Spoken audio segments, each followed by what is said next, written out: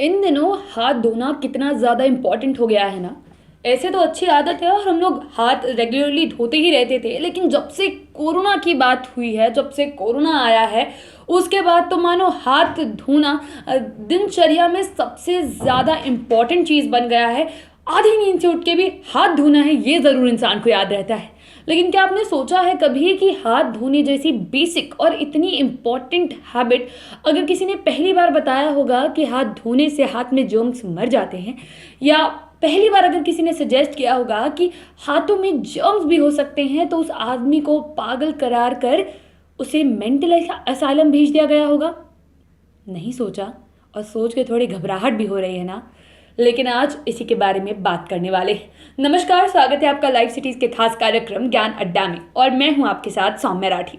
ज्ञान अड्डा में आज आपको एक कहानी सुनाएंगे। कहानी होगी उस डॉक्टर की जिसने जब ये सजेस्ट किया कि अब जितने भी डॉक्टर्स हैं उन्हें हाथ धोकर अपने मरीजों का इलाज करना चाहिए, उसे पागल मान दिया गया।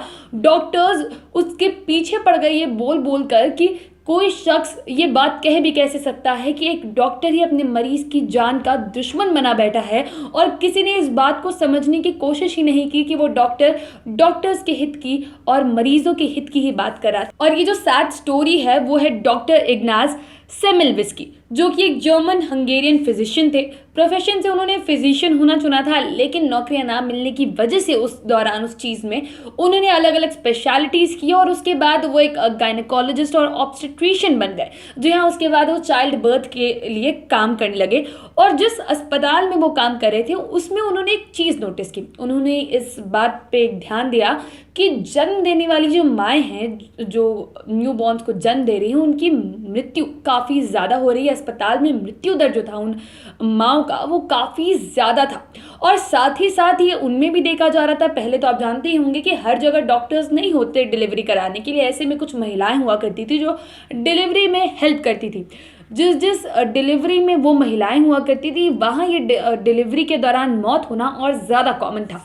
उसके बाद डॉक्टर को कहीं इस बात का संदेह हुआ कि ये मुमकिन है कि अलग अलग मरीजों को ट्रीट करने के बाद डॉक्टर के हाथों में गंदगी रह जाती हो सकता है कोई ऐसे जर्म्स हो सकता है कोई ऐसा इन्फेक्शन हो जो जानलेवा साबित हो सकता है। इसीलिए डॉक्टर इग्नाज ने ये सजेस्ट किया कि उनके डिपार्टमेंट में जितने भी डॉक्टर्स हैं उन्हें हाथ धोकर ही किसी नेक्स्ट पेशेंट के पास जाना चाहिए, ताकि अगर किसी एक मरीज में कोई बीमारी हो तो वो दूसरे मरीज तक ट्रांसमिट ना हो जाए। लेकिन 1847 की जब ये बात थी, जब डॉक्टर इग्नाज ये सारी चीज़ें सजेस्ट कर रहे थे, सोच लीजिएगा 1847, तब उनके डिपार्टमेंट के डॉक्टर्स ने उन्हें पागल करार दिया। उनका कहना था कि कोई इस बात के बारे में सोच भी कैसे सकता है कि डॉक्टर ही अपने मरीज की जान का दुश्मन हो सकता है। और डॉक्टर्स उन पर काफ़ी ज़्यादा आग बबूला हो गए, और जिस तरीके की इंसल्ट उनके साथ की गई, और इंसल्ट क्यों?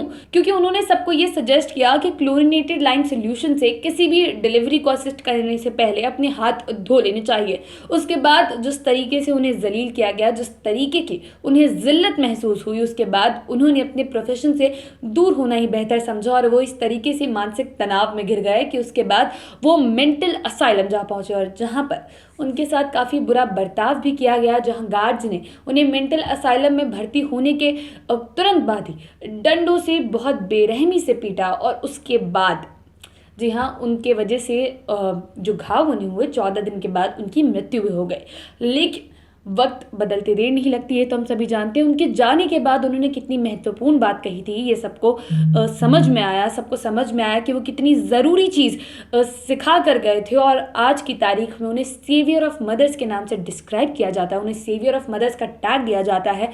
लेकिन जिस दौरान उन्होंने ये बात कही थी, जिस दौरान उन्होंने ये बात समझानी चाहिए थी, उस दौरान लोगों ने उन्हें बस पागल समझ लिया था।